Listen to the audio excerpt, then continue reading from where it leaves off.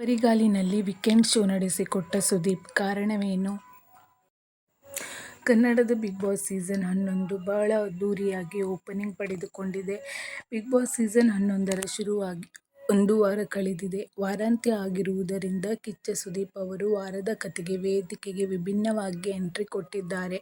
ಈ ಬಾರಿ ಚಪ್ಪಲಿ ಧರಿಸದೆ ಬರಿಗಾಲಿನಲ್ಲಿ ಸುದೀಪ್ ವೇದಿಕೆ ಏರಿದ್ದಾರೆ.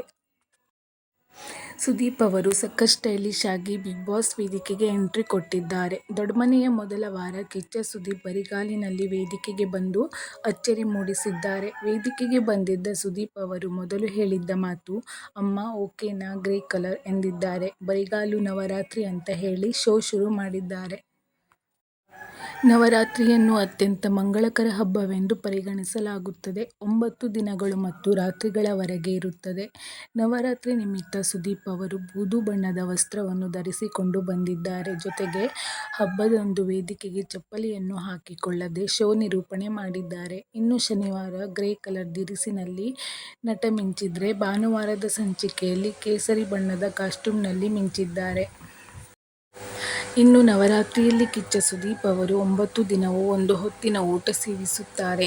ಶೂಟಿಂಗ್ ಸಮಯದಲ್ಲೂ ಕಠಿಣ ವ್ರತ ಆಚರಿಸುವ ಸುದೀಪ್ ಅವರು ಈ ವರ್ಷವೂ ನವರಾತ್ರಿ ವ್ರತವನ್ನು ಆಚರಿಸುತ್ತಿದ್ದಾರೆ.